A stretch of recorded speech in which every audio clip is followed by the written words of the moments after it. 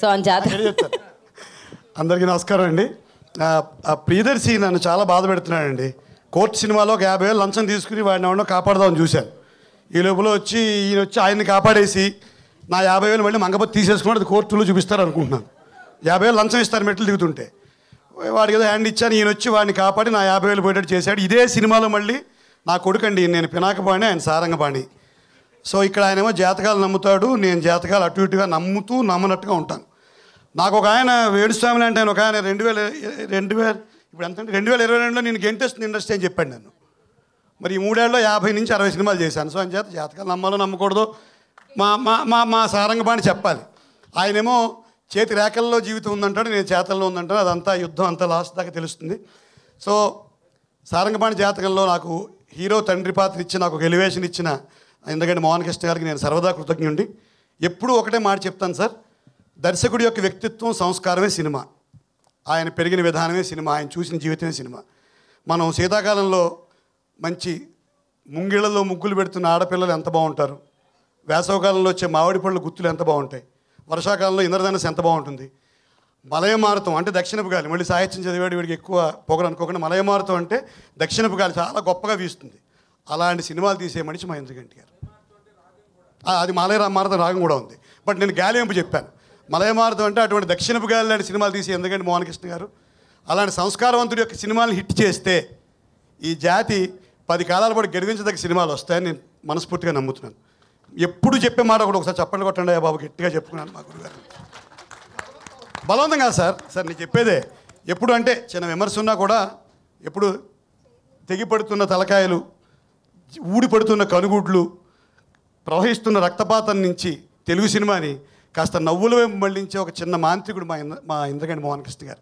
So Abhinav Jandhyala ఆయన వారి cinema 10 కాలాల పాటు ఆడాలి, హిట్ అవ్వాలి.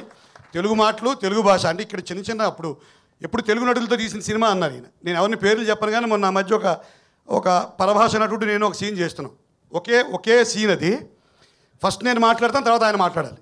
నేనేం చెప్తానంటే ఇది విమర్శ కాదు సార్, తెలుగు భాష గురించి చెప్పుకుంటున్నాను. మా అన్నయ్య గారు ఈరోజు పద్మశ్రీ అవార్డు పొందుతున్నందుకు నాకు చాలా ఆనందంగా ఉంది. ఆయన చేసిన సేవల్ని భారత ప్రభుత్వం గుర్తించింది.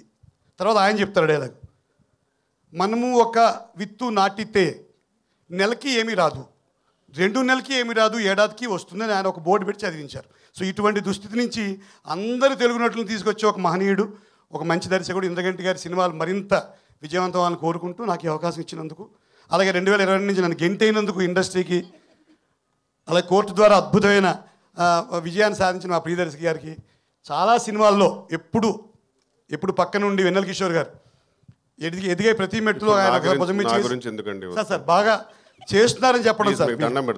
అదేం చెప్పట్లేదు సార్, భయం వేస్తుంది. ఎందుకు సార్? వద్దండి సార్, ఏం లేదు. వెన్నెల కిషోర్ గారితో ప్రతిసారి ఇండస్ట్రీ నెట్టేస్తారంటారు. ఫస్ట్ మీరు ఇండస్ట్రీ అంతా నెట్టేసిన తర్వాత మీరు వెళ్తారు. చాపర్కి వెళ్ళే ఛాన్సే లేదు. 20 సినిమాలు వారితో చేశాను. ప్రతి మెట్టులో ఆయన ఒక భుజం మీద చేసి ఎప్పుడు బాగా చేసిన ఒక ఇది చెప్పడం చాలా ఆనందంగా ఉంటుంది. సో అలాగే మా అమ్మాయి తెలుగు అమ్మాయి, పేరుకి మలయాళం అన్న అనిపించినా కూడా చక్కటి తెలుగు అమ్మాయి. సో మా శివలంక కృష్ణప్రసాద్ గారు, వీరందరికీ కూడా ధన్యవాదాలు తెలియజేసుకుంటూ, హీరో ఫాదర్గా నన్ను ఆవిష్కరించిన ఇంద్రగంటి గారికి ధన్యవాదాలు తెలియజేస్తూ, కేవలం తండ్రి కనుక ఈ మధ్య విలన్ వేషాలు కూడా ఇస్తాను. ఇందాక అడిగారు వెన్నెల కిషోర్ ఆ జుట్టు అది ఏమిటి అలా ఉన్నామని.